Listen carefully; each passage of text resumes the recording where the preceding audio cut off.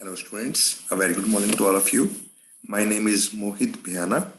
Today I am here to teach you the subject mathematics of class 10th.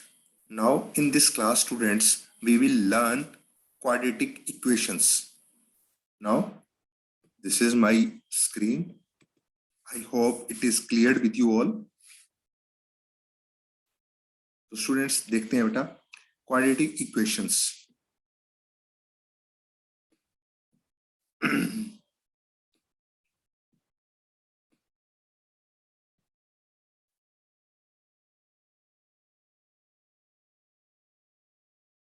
Just a minute, students, wait.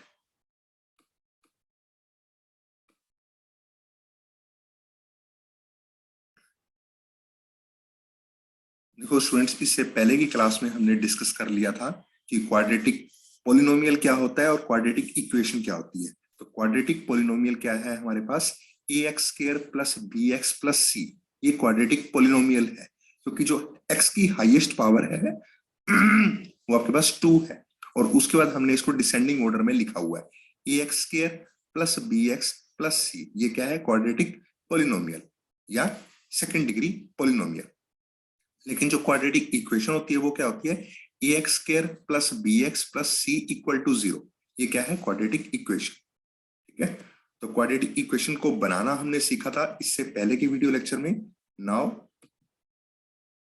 Coming in this lecture we will learn that whether the equation is quadratic or not. We will check that whether the equation is quadratic or not. Now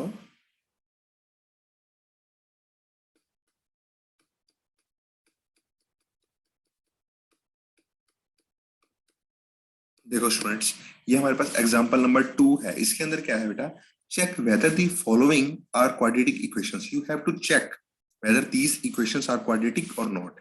देखो students, क्या होता है, अगर हमारे को इस form में equation या कोई भी इक्वेशन दे रखी है, हमने उसको चेक करना है कि ये इक्वेशन क्वाड्रेटिक इक्वेशन है या नहीं है। तो हम कैसे चेक करेंगे, देखो फर्स्ट हम प्रॉब्लम लेते हैं। एग्जांपल नंबर 2 का जो फर्स्ट पार्ट है, इसके अंदर आपको एक इक्वेशन दी हुई है, आपको एक एक्सप्रेशन दी हुई है। आपने क्या करना है, इस एक्सप्रेशन को सॉल्व करना है और इस एक्सप्रेशन को आपने कन्वर्ट करना है किस फॉर्म में, ax² plus bx plus c equal to 0 के अंदर। देखो whether this conversion is possible or not. If you are able to convert this expression into the expression that is ax² plus bx plus c equal to 0, देखो हम क्या करेंगे, LHS side को उठाएंगे। देखो LHS में क्या है, a माइनस बी का होल स्क्वायर, तो a² प्लस b² माइनस में 2ab, x² प्लस 4 माइनस में 4x आ जाएगा हमारे पास। a² प्लस b² माइनस में 2ab प्लस में 1 करके हमारे पास ये इक्वेशन आ जाएगी x² माइनस में 4x प्लस 5। इसको हम किसके इक्वेट कर देंगे, ये हमने LHS को सॉल्व कर लिया है और RHS हमारे पास क्या है, 2x माइनस में 3। हम इन दोनों को इक्वेट कर देंगे। देखो ये देखो हमारे पास अब ये जो LHS थी हमने इस फॉर्म में लिख लिया। LHS को हमने x माइनस में 4x प्लस 5 लिख लिया और इसके इक्वल टू हमने क्या रख दिया, 2x माइनस में 3। अब इन दोनों को इक्वेट किया और फाइनल जो रिजल्ट हमें मिला वो क्या मिला, x² माइनस में 6x प्लस 8 इक्वल टू 0। तो ये देखो ये इस फॉर्म में लिखी हुई है, ax² plus bx plus c की फॉर्म में लिखी हुई है। a क्या है, 1 है, अगर आप इन दोनों को कंपेयर करो। b क्या है, -6 है और c क्या है, 8 है। ठीक है, तो LHS इक्वल टू हमारे पास क्या आ रहा है, 0।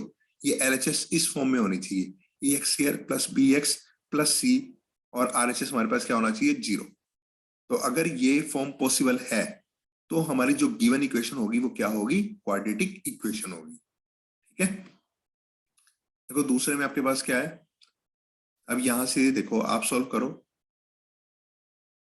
ये आपके पास जो LHS है वो क्या होगी, x²। अब आप इन दोनों को मल्टीप्लाई करो, LHS देखो, LHS को सॉल्व करो, x² प्लस x प्लस 8 और RHS क्या बनेगा, x² माइनस में 4। ठीक है, a plus b into a minus b क्या हो गया, a² माइनस में b², तो x² माइनस में 4 और ये क्या बन गया, x² प्लस x प्लस 8। अब इन दोनों को इक्वेट करके जो आपके पास फाइनल आंसर आएगा वो देखो क्या आ रहा है।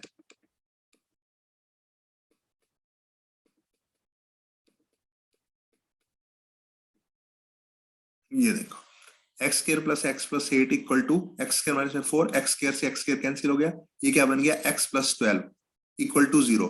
अब ये क्या बन रहा है आपके पास, ओनली आपको बी एक्स और सी ये वाले कंपोनेंट्स आपको दिखाई दे रही हैं, ए एक्स स्क्वायर वाला कंपोनेंट आपको दिखाई नहीं दे रहा। तो ये इक्वेशन हमारे पास लीनियर इक्वेशन है, ना कि ये क्वाड्रेटिक इक्वेशन है। Therefore the given equation is not a quadratic equation, क्योंकि इस फॉर्म में हम इसको लिख नहीं सकते। ठीक है, एक्स स्क्वायर क्या है, 0 है। ठीक है, ये जो ए एक्स स्क्वायर वाली जो हमारे पास टर्म है ये इसके अंदर अब्सेंट है। Therefore the given equation is not a quadratic equation. तो ये लीनियर इक्वेशन है आपके पास। ठीक है, थर्ड प्रॉब्लम देखते हैं हम। ये देखो एलएचएस को हमने कन्वर्ट कर लिया। एलएचएस हमारे पास ये आ गया 2x स्क्वायर प्लस 3x, इसको हमने इक्वेट कर दिया इससे। ठीक है, एक्स स्क्वायर प्लस 1 से। अब ये बन गया ए एक्स स्क्वायर प्लस अपना बन गया x square plus 3x minus में 1। अब ये देखो ये कंपेरेबल है, दोनों इक्वेशंस के कंपेरेबल है। A x square plus b x plus c equal to 0।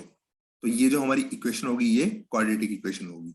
ठीक है, तो क्वाड्रेटिक इक्वेशन में क्या आइडेंटिफिकेशन है कि जो ये ए होता है ये नॉट इक्वल टू 0 होना चाहिए। ठीक है, ए नॉट इक्वल टू 0 हो और ये तीनों के तीनों नंबर हमारे क्या हो, रियल नंबर हो। ठीक है, ये ए बी सी हमारे रियल नंबर हो और ए नॉट इक्वल टू 0 हो। ठीक है, तो जो हमारी इक्वेशन होगी वो क्वाड्रेटिक इक्वेशन होगी, जो देखो दोनों की दोनों कंपेरेबल है। ठीक है, अब यहां देखो ये ए प्लस बी का whole cube, a cube plus b cube plus 3ab।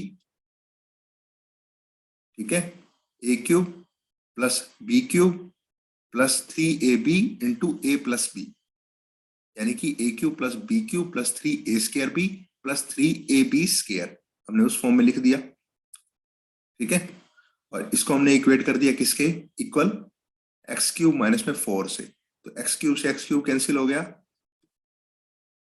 और हमारे पास जो फाइनल इक्वेशन आ गई वो ये इक्वेशन आ गई एक्स स्क्वायर, ये देखो ये आई 6x square plus 12x plus में 12, हमने 6 को कॉमन ले लिया, अंदर क्या रह गया x square plus 2x plus 2। अब ये दोनों देखो इक्वेशंस कंपेरेबल है, a x square plus b x plus c equal to 0। तो ये हमारे पास ये जो बन रही है फाइनल इक्वेशन ये इस फॉर्म में बन रही है, a x square plus b x plus c equal to 0। A not equal to 0 हो गया क्योंकि ए की वैल्यू क्या है 1 है और ए बी सी तीनों क्या है हमारे पास रियल नंबर है। ठीक है, तो ये जो हमारी इक्वेशन होगी ये क्या होगी, क्वाड्रेटिक इक्वेशन। ठीक है, अब ये देखो आपको जो पॉइंट टू बी नोटेड है या रिमार्केबल जो पॉइंट है आपके पास वो क्या है कि आप इक्वेशन को देख के आइडेंटिफाई नहीं कर सकते कि ये इक्वेशन हमारे पास क्वाड्रेटिक है या नहीं है। हम उसको आइडेंटिफाई कैसे करेंगे, जब हम उसको सॉल्व कर लेते हैं, जब हम उसको फाइनल एक्सप्रेशन की फॉर्म में ले आते हैं। ये हमारी फाइनल एक्सप्रेशन की फॉर्म है। ठीक है, तो किसी भी इक्वेशन को आप देखने से जज नहीं कर सकते कि इक्वेशन हमारी क्वाड्रेटिक है या नहीं है। हम क्या करेंगे, देखो जैसे कि जो हमारे पास सेकंड इक्वेशन थी वो हमें दिख तो रही थी कि क्वाड्रेटिक, लेकिन वो एक्चुअल में क्या है, लीनियर इक्वेशन है।